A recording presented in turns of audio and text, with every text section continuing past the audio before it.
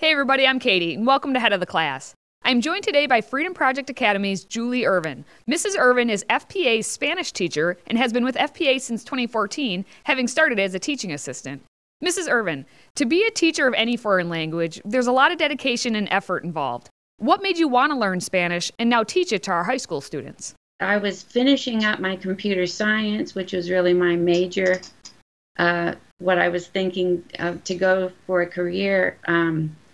I realized I needed some electives and I might as well take Spanish. I really enjoyed it.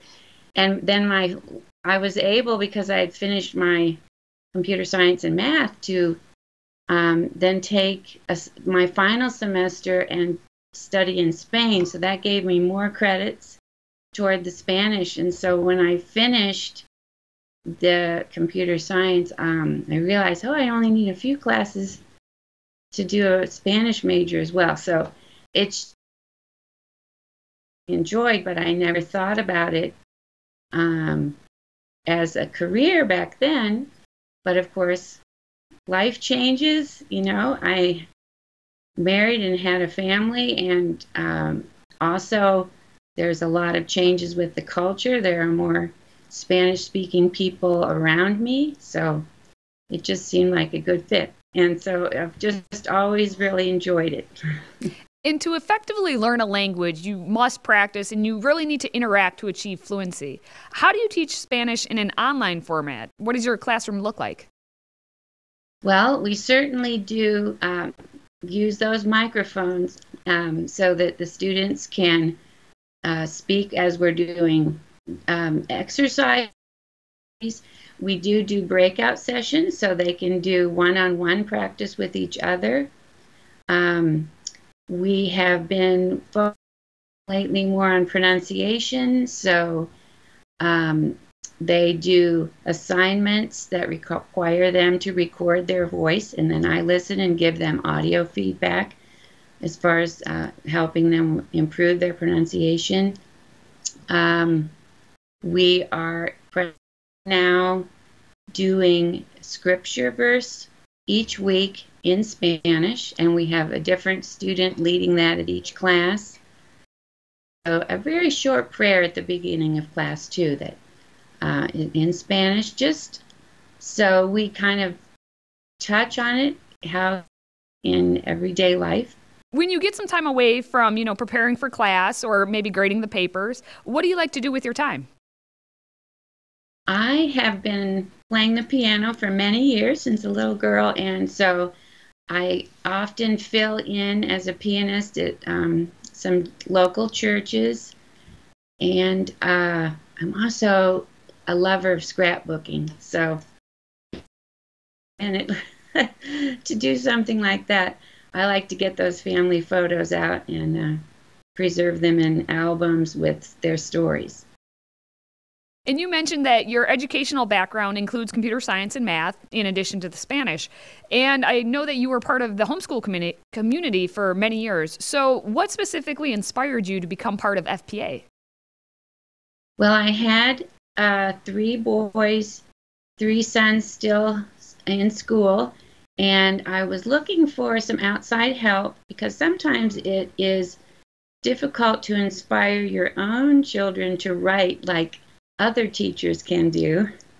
So I came to Mary Black, and because my parents knew her already, and she had been trying to encourage me to consider FPA, and I said, is there any way that I can earn the tuition I need to pay for the students, for my own students' courses? And so that's kind of how it got started. But I just love that FPA is classical, because I was already drawn to that style of education. And I also love that FPA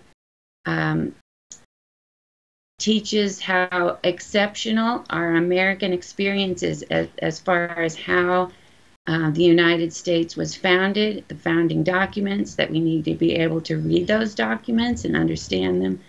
I think that is so important. So I wanted my own family, kind of just grew into even more commitment. Now, before we wrap up, we're going to do what I call a quick fire question round. So answer the following questions as quickly as you can. Give me 5 words to describe you. Oh, gosh.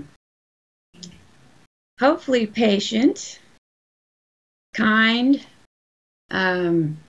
encouraging, bit of a grammar nerd, possibly. Gosh. Yeah, and hopefully hearing. Okay. What are 4 of your favorite Spanish phrases that you teach your students? Oh, gosh. Well, of course, you have to have por favor and gracias. I mean, one can't interact in a civil way without please and thank you. And if you're traveling, and you definitely need to know ¿Dónde están los servicios? Where are the restrooms? And then, for an online class where students are always wondering, are their microphones working? They need to be able to ask, ¿Pueden oírme? Can you all hear me? All right. How about 3 spots that you want to travel to, or 3 of your favorite places that you have gone to? Okay. Well, I want to go to Italy, especially Rome. I have not been there. I very much enjoyed Spain, and I would go certainly again. That was really my first exposure to a museum like El Prado in Madrid. I just was amazed at that, and I would love to see it again. And then really, gosh, so many places here, California, Texas, where we have very much Hispanic influence, and of course peoples that were there, the missionaries that started all of the settlements there. I would love to see all of that, and I haven't yet. All right. How about, what are 2 of your favorite Spanish foods? Oh, guacamole, gotta have that. And when I was in Sevilla, my favorite was tortilla española, and you can't get that. It's a potato omelet, and it doesn't taste the same here. It's something about the olive oil they use. It makes it's really good. All right. And finally, what's one piece of advice you have for your students? I put that on the bottom of my syllabus at the beginning. Let's see. La diligencia es la madre de la buena ventura.